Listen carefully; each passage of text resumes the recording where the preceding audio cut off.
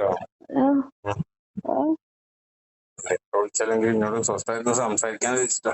നാളെ മുതൽ വിളിച്ചാൽ കിട്ടൂല, അതുകൊണ്ടാ വിളിച്ച്. നീ എന്റെ അടുത്ത് വരുന്നുണ്ടടി. നിങ്ങള് പ്രസ്ഥാനത്തേക്ക് പോരി, ഞാനിതിലല്ലേ. നീ പ്രസ്ഥാനത്തിന് ഒഴിവാണെന്നല്ല ഞാൻ പറഞ്ഞു. നീ എന്റെ കെട്ടികളായിട്ട് എന്റെ അടുത്ത് ജീവിക്കാൻ തയ്യാറാണോ എന്ന് ചോദിച്ചു.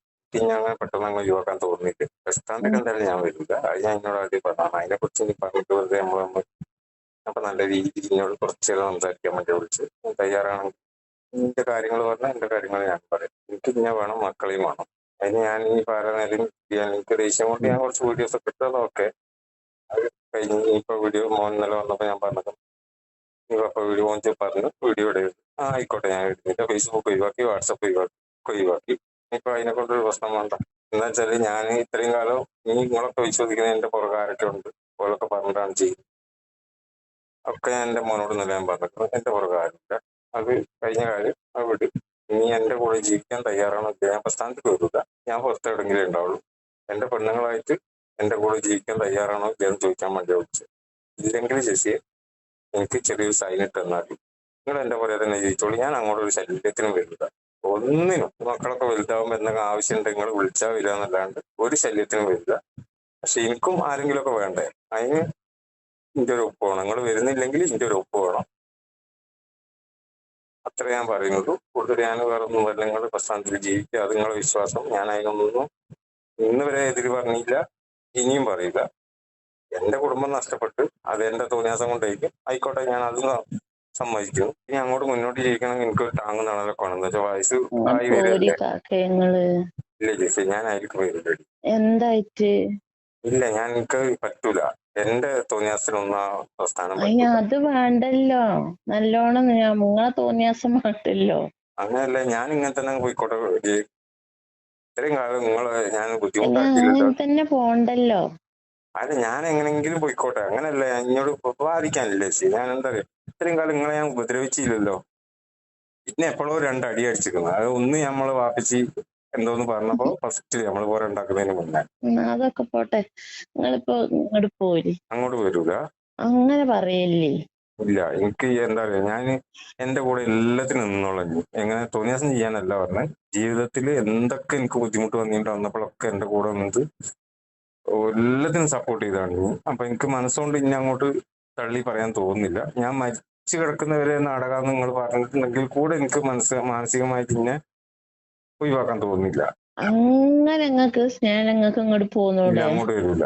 അതിന് വാശി പിടിക്കണേ. അങ്ങനെ ചെറിയൊരു വാശി തന്നെ ജീവിതത്തിൽ വേണ്ടത്. ഞാനും 3 മക്കളും നിങ്ങൾക്ക് അത്രയും പ്രിയപ്പെട്ടാണ് നിങ്ങൾക്ക് ഇങ്ങോട്ട് പോകുന്നൂടെ? എന്തായാലും എനിക്ക് മാത്രം പ്രിയപ്പെട്ടതായിട്ട് കാര്യമില്ലല്ലോ. നിങ്ങൾക്ക് ഞാന് ഇനി എന്തെന്നെ വലിയ പ്രസ്ഥാനാണെങ്കിലും ഞാൻ ഹോസ്പിറ്റലിൽ ഇനി നാടകം ആയിക്കോട്ടെ, ആൾക്കാരൊപ്പം കൂടി നാടകം കളിച്ചെന്നെ എന്നെ കൂട്ടിക്കോ. എന്നാലും ജസ്റ്റ് ഒന്ന് വന്നെങ്കിലും നോക്കേന്. നിങ്ങൾ അവിടേക്ക് കൊറേ ആള് വന്നിന്, അന്നപ്പോ അവിടെ കൊറേ ആളുണ്ടായിരുന്നു. കുട്ടം വീട്ടിലുള്ള ആൾക്കാരുടെ നമ്പർ തരാം. അവിടെ ആരൊക്കെ വന്ന്, അവിടെ ആരൊക്കെ ഉണ്ടായിരുന്നു. 6 ദിവസത്തോളം, 7ാമത്തെ ദിവസം ഒരു മാറി അവിടുന്ന്. ഇപ്പൊ പോലെയും പുറത്താക്കിയിരുന്നു. ഇജാസ്, സലീമിന്റെ ബാപ്പന്റെ പെങ്ങളെ മോനെ ഇജാസ് 6 ദിവസം അവിടെ ഉണ്ടായിരുന്നു. എന്റെ കൂടെ ഉണ്ടായുള്ള പേരൊന്നും നിങ്ങൾ പറയുന്നില്ല. റിയാസ് ഒന്നും ഞാൻ വിഷം കുടിച്ചതും ഹോസ്പിറ്റലിൽ ആയതൊന്നും റിയാസ് അറിഞ്ഞിട്ട് പോലും ഇല്ല. പക്ഷെ എന്റെ കൂടെ നിന്ന ആൾക്കാരെ പേരൊന്നും നിങ്ങൾക്ക് അറിയില്ല. ഇജാസിനെ ഇപ്പൊ പുറത്താക്കി. പിന്നെ ഉണ്ടായത് ഒരു ജ്വല്ലറിക്കാരനാണ്. അയാളാണ് 60,000 രൂപ ഹോസ്പിറ്റലിൽ കിട്ടി. അയാളെ പേര് ആരും അറിയില്ല. എന്നുവെച്ചാൽ അയാൾ ഇപ്പോഴും പറയുന്നത് മുജീബ് എന്തിനാ ഗൾഫിൽ നിന്ന് ഇങ്ങോട്ട് തിരിച്ചു പോകുന്നത്, മര്യാദയ്ക്ക് അങ്ങോട്ട് പോയിട്ട് അവിടെ എവിടെയും പണിയെടുത്തിട്ട് 10 പുത്തൻ ഉണ്ടാക്കും, കായ് ഉണ്ടാക്കുന്ന പറയുന്നത്. അല്ലാണ്ട് ഇനി ഒരു പ്രസ്ഥാനത്ത് കയറി പെണ്ണ് കെട്ടിയിട്ട് സുഖമായിട്ട് ജീവിക്കുന്നതിനോട് ഇന്ന് ഈ നേരം വരെ പറഞ്ഞില്ല. ഞാൻ ആ കൂടെ വിളിക്കുന്ന 2 ആൾക്കാരേ ഉള്ളൂ. ഒന്ന് ഇജാസ്, ഒന്ന് ഈ ജ്വല്ലറിക്കാരൻ. എന്നുവെച്ചാൽ എനിക്ക് അയാളെ മറക്കാൻ പറ്റില്ല. എന്ന് വെച്ചാൽ ഹോസ്പിറ്റലിൽ ഞാൻ കിടന്ന സമയത്ത് എന്റെ ICUവിൽ 7 ദിവസം കിടന്നിട്ട് ICUവിൽ 61,800 രൂപ കിട്ടിയത് അയാളാ. എന്നിട്ട് അയാൾ എന്നോട് പറഞ്ഞാൽ എന്താ പറയുക, പൈസ അല്ലേ പടച്ചോൻ തന്നാണ്, അത് പിന്നെ ഉണ്ടാവും, ഇനി എവിടെയും പോയി പൈസ ഉണ്ടാക്കുന്നു പറഞ്ഞിട്ട് എന്നെ വിട്ടത്. അന്നപ്പോ റിയാസിന്റെ പേര് ഇടണമെന്ന്. ഏതൊക്കെ ഇനി ഇന്നാള് 3 പേര് പറഞ്ഞില്ല. എന്താ അമീദോ, ആരൊക്കെയാണ് അത്? റിയാസ് പിന്നെ ഓക്കെ, നമുക്ക് പുത്തക്കുന്നുള്ള റിയാസാന്നറിയാം. ഇപ്പൊ അവൻ എന്നെ വിളിക്കലുണ്ട് കുറച്ചായിട്ട്. ഇപ്പൊ കുറച്ച് ദിവസമായി വിളിച്ചിട്ട്, ഇടയ്ക്ക് എപ്പോഴെങ്കിലും ഒക്കെ വിളിക്കലുണ്ട്. എന്താ പാടെന്നൊക്കെ ചോദിച്ച് വിളിക്കലുണ്ട്. ബാക്കിയുള്ളത് ആരൊക്കെയാണ്? നിങ്ങളിപ്പോ എന്താ തൽക്കാലം അങ്ങോട്ട് പോരി അല്ല അങ്ങനെയല്ല ഞാൻ ചോദിച്ചത്, ഇങ്ങോട്ട് സംശയം ചോദിച്ചതാ. അത് മറ്റേ രണ്ടും ആരാണ്?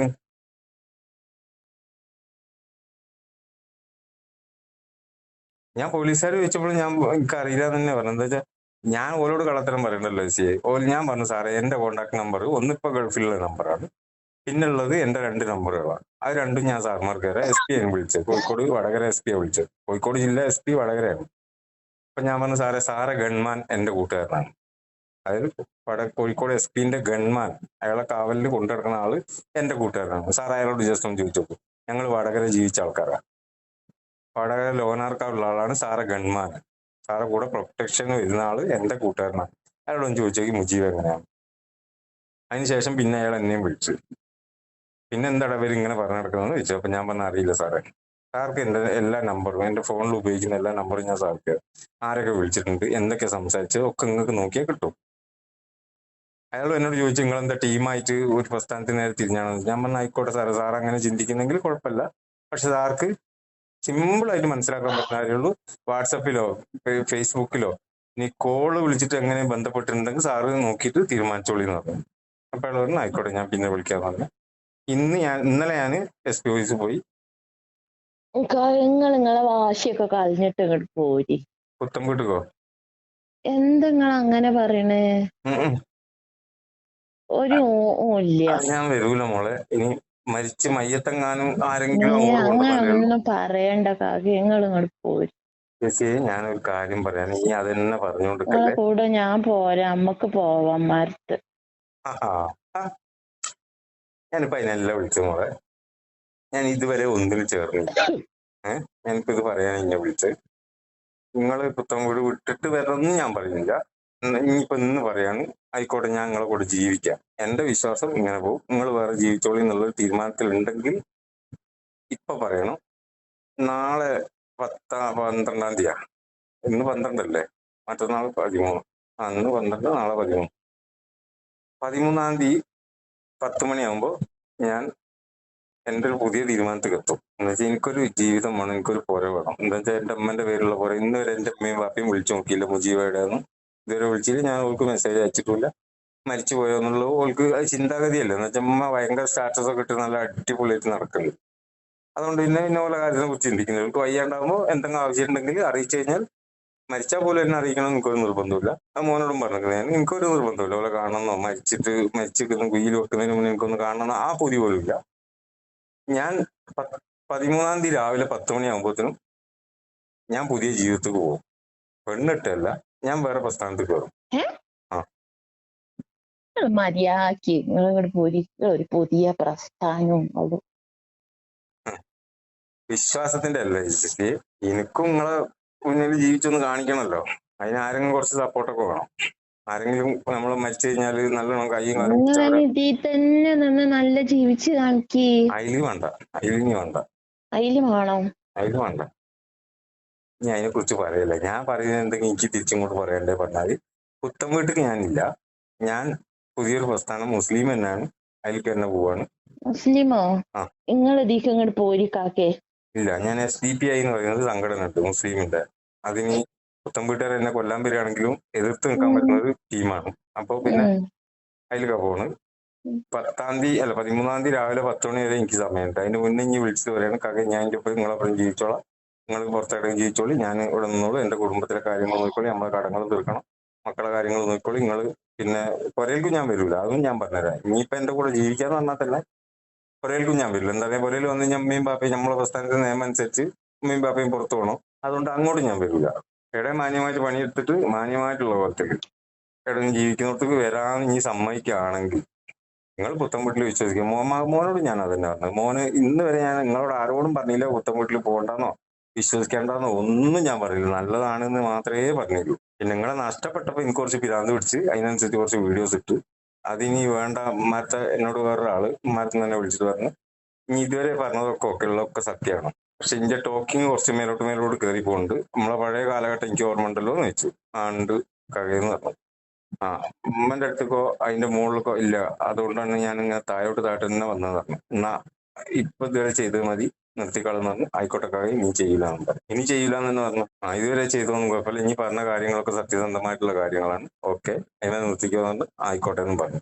മരുന്ന് കാക്ക വിളിച്ചിട്ടുണ്ടായിരുന്നു, ഇത് അമിതല്ല. നിങ്ങൾ എന്ത് വർത്താനക്കാക്കി പറയണേ? പിന്നെ ഓരോ പേര് അമിത് എന്നല്ലേ. അപ്പൊ അത് വിട്.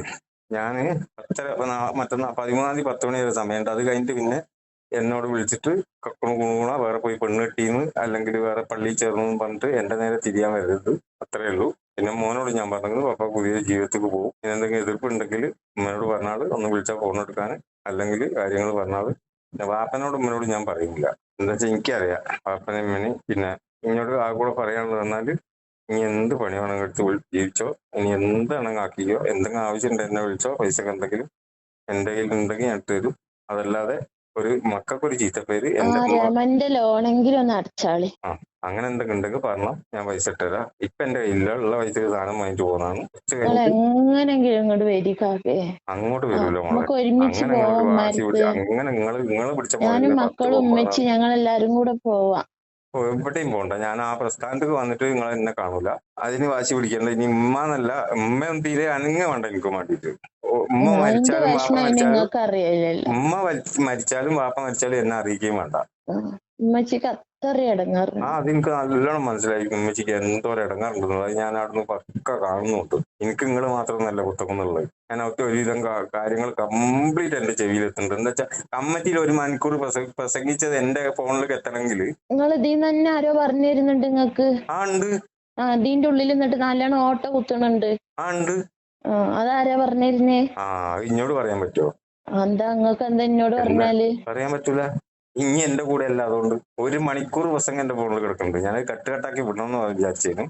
പക്ഷെ ഞാൻ എന്നെ സ്നേഹിക്കുന്ന കുറച്ച് ആൾക്കാർ കുത്തം വിട്ടുന്ന് വിളിച്ചിട്ട് എന്നുവെച്ചാൽ ഉമ്മ എനിക്ക് തന്ന ചോറ് ഞാൻ ഒരിക്കലും മറക്കൂല. കള്ളത്തരം പറയുന്ന ഒരാളെ കൂടെ നിൽക്കേണ്ട ഒരു കാര്യം നമുക്കില്ല, എനിക്കില്ല. ആരാ കള്ളത്തരം പറഞ്ഞത്? എന്ത് കള്ളത്തരാ? ഞാൻ ഒരാളെയും പുറത്താക്കില്ല, വ്യക്തിപരമായ കാര്യങ്ങൾ ഞാൻ ഇടപെടില്ല എന്ന് പറഞ്ഞ്. പിന്നെ ഇനി അതിനെ കുറിച്ച് ഇനി സംസാരിക്കേണ്ടത് ഇനി ഇന്റെ നാവോണ്ട് തന്നെ പറഞ്ഞിരിക്കുന്നത്, മിണ്ടരുത്, പറയരുത്, ആക്കരുത് എന്ന് പറഞ്ഞിരിക്കുന്നതൊക്കെ ഞാൻ ഇന്നലെ ചെയ്യും. നിങ്ങൾ എങ്ങനെങ്കിലും ഉമ്മാത്ത് പോയിന്നൊക്കെ ഒന്നിങ്ങോട്ട് വന്നൂടെ കാക്കേ? ഇല്ല, വരൂല. എനിക്ക് അതിന്റെ ആവശ്യമില്ല മോളെ. ഞാൻ എന്തായാലും തോന്നിയാസിയാണ്. ഇനി ഞാൻ ആ പ്രസ്ഥാനത്ത് കയറിയിട്ട് ഞാൻ ചാകുന്നതിന് തുല്യ. നിങ്ങൾ തോന്നിയാസിയാണ്, നിങ്ങൾ വേറെ ഉള്ളതാണെന്നൊന്നും ആരും പറഞ്ഞില്ലല്ലോ. പിന്നെ അംജിത്ത് കീശ്ശേരിയുള്ള മറ്റേ ചെക്കൻ, ഞാനിട്ട വീഡിയോ ഇനി ഫേസ്ബുക്ക് ഇല്ലല്ലോ, അതിന്റെ താഴെ വന്ന് നോക്ക്. ഇനിയും മക്കളും കൂടെ എന്നെ ചവിട്ടി പുറത്താക്കിയാന്നാണ് പറയുന്നത്. പ്രസ്ഥാനത്തിന് കുറ്റം പറഞ്ഞിട്ട് കാര്യമില്ല. ഞാൻ പെണ്ണുപിടിയനും കള്ളുപിടിയനും. പിന്നെ എന്റെ പേരിൽ 18 കേസ് ഉണ്ട്. ആരാ പറഞ്ഞത്? കാന്തപുരത്ത് സെക്കിന്റെ കുടുംബ ബാക്കിയുള്ളവരെ പറഞ്ഞത്. മനുഷ്യന്മാര് കമന്റ് ചെയ്തണീന് ഞമ്മക്ക് എന്താ പറയാൻ പറ്റുക? 10-18 കേസ് ഉണ്ട് ഓന്റെ പേരിൽ. എന്നിട്ട് ആ പ്രശ്നം പുറത്തുള്ള ആൾക്കാർ ചോദിച്ചത് എന്നെ അറിയുന്ന, കാന്തപുരത്തുള്ള ആൾക്കാർ എന്നെ അറിയല്ലോ, പുറത്തുള്ള ആൾക്കാർ. അപ്പൊ ചോദിച്ചത് എന്താണ് ഓനെ പുറത്താക്കിയെന്ന് വെച്ച് പോലും പറഞ്ഞ്. പിന്നെ ഓന്റെ പേരിൽ 10-18 കേസ് ഉണ്ട്, ക്രിമിനൽ കേസ് ഉണ്ട്. എന്നിട്ടാ പുറത്താക്കി. ആ പോലും ചോദിച്ച ചോദ്യം എന്താ അറിയോ? ഈ 18 ക്രിമിനൽ കേസ് എപ്പോഴുണ്ടായിരുന്നു വെച്ച്. അപ്പൊ ഇത് കുറെ മുന്നുള്ളതാന്ന് പറഞ്ഞു. അപ്പൊ നിങ്ങൾ അല്ല, ഞാൻ അതിന്റെ റെക്കോർഡ് അടക്കം എനിക്ക് ഇട്ടുതരാം. വെറുതെ ഓലിങ്ങനെ പറഞ്ഞല്ല. അപ്പൊ ഓല് പറഞ്ഞ് ഈ 18 കേസ് കുറെ മുന്നുള്ള ഒരു മനുഷ്യന് ഗൾഫിൽ പോകാൻ പറ്റില്ല, നിങ്ങൾ എന്തെങ്കിലുമൊക്കെ പറയുന്നതിന് ഒരു കണക്കൊക്കെ വേണമെന്ന് പറഞ്ഞു. ഫോണിൽ കൂടെ വിളിച്ചിട്ട് സംസാരിച്ചതാ. ഈ 18 കേസുള്ള ക്രിമിനൽ കേസുള്ള ദുബായിക്ക് ഒരിക്കലും കയറാൻ പറ്റൂല. പിന്നെ നിങ്ങൾ പുറത്താക്കിയിട്ട് നിങ്ങളെ പുറത്താക്കലൊക്കെ ഞങ്ങൾക്ക് ആദ്യം അറിയാം. പിന്നെ നമ്മള് ഫ്രണ്ട്ഷിപ്പ് ആയതുകൊണ്ട് വിളിച്ച് ചോദിച്ചെന്നേ ഉള്ളൂ. നോണ പറയുമ്പോൾ കുറച്ച് പറയണം കേട്ടോ എന്ന് പറഞ്ഞു. ഞാൻ അങ്ങോട്ട് വരൂല മോളെ, നിങ്ങൾ ഇനി ഒറ്റക്ക് ജീവിച്ചോളി. ഇനി വേറെ കെട്ടാണ്ട് ഞാൻ എന്നോട് നാളെ പറഞ്ഞാൽ തോന്നിയ ദിവസം ഞാൻ പറയുന്നില്ല. എന്നോട് കാക്ക പറഞ്ഞിരിക്കുന്നു, ഇനി അവളോട് അങ്ങനത്തെ വർത്താനം പറയേണ്ട, ഒക്കെ വേണമെങ്കിൽ താല്പര്യം വന്നോട്ടെ, ഇല്ല ഇനി വേറെ കെട്ടിക്കോ തന്നെ പറഞ്ഞല്ലോ. അതുകൊണ്ട് ഇനി ഇഞ്ചി ഇഷ്ടം പോലെ കാക്കൻ്റെ ഒപ്പം നല്ലോണം ജീവിച്ചോ. പിന്നെ മക്കളെ നല്ലോണം നോക്കിക്കോ. പൈസക്ക് എന്തൊക്കെ ആവശ്യമുണ്ട് വിളിച്ചാൽ. അതും ഇങ്ങോട്ട് പറയാൻ പറ്റൂല. എന്ന് വെച്ചാല് ഞാൻ പുത്തമ്പുട്ടിന് പുറത്തായ എന്നെ ആരും വിളിക്കാൻ പാടില്ലല്ലോ. പുത്തമ്പുട്ടിന് പുറത്തായ എന്നെ ആരും വിളിക്കാൻ പാടില്ല. പിന്നെ ഇനി എന്നെ വിളിക്കാൻ പാടില്ല. ഞാൻ ഇപ്പൊ ഇന്നോട് അവസാനമായിട്ടൊരു കാര്യം സംസാരിക്കാൻ വേണ്ടിയിട്ട് ഞാൻ വേറെ പെണ്ണ് കെട്ടിയാൽ ഓൻ വേറെ പെണ്ണ് കെട്ടിയെന്ന് പറഞ്ഞ് വേറെ കേസും കൊണ്ടുവന്നിട്ടുണ്ടെങ്കിൽ അപ്പൊ എന്റെ സ്വഭാവം മാറും. പിന്നെ പ്രസ്ഥാനത്തിനെതിരെ തിരിയാൻ വേണ്ടിയിട്ടാണ് ഞാൻ വേറെ മതത്തിൽ ചേർന്നെന്ന് പറഞ്ഞാലും ഉറപ്പ ഞാൻ ഇതുവരെ പ്രതികരിച്ചോണ്ടായിരിക്കില്ല. ഞാൻ കത്തിയെടുത്ത് ഇറങ്ങി പ്രതികരിക്കും. പറയുന്നവനൊക്കെ വന്ന് പുരക്ക് കയറി വിട്ടു. ഞാൻ ഒന്നിനുമില്ല, ആരോടും ഒരു മത്സരത്തിനുമില്ല. ഞാൻ എന്റേതായ പണിയായിട്ട് ഒരു സൈഡ് കൂടെ ഞാൻ അങ്ങനെ പോയിക്കോളും. എന്നെ ചൊറിയാൻ പറ്റുന്ന പ്രസ്ഥാനത്തിലല്ല ഞാൻ കയറുന്നത്. ഇനി എനിക്കെതിരെ 13-ാം തീയതി കഴിഞ്ഞിട്ട് എന്തെങ്കിലും ഒരു വീഡിയോ എന്തെങ്കിലും കോമാളിത്തരത്തിൽ ഇറക്കിയിട്ടുണ്ടെങ്കിൽ അത് നല്ലോണം തട്ടി ചോദിക്കാൻ പറ്റുന്ന ടീമിന്, അത് വേറെ ആരോടും വേണം ചോദിച്ചാൽ എനിക്ക് അതിനെ കുറിച്ച് വിദ്യാഭ്യാസം ഉണ്ടാവില്ല. ഞാൻ കയറാൻ പോണ അതേതാണ് ചൊറിഞ്ഞി ഉണ്ടെങ്കിൽ ഉറപ്പാ അത് നല്ലോണം ഓല് കയറി മാന്തും.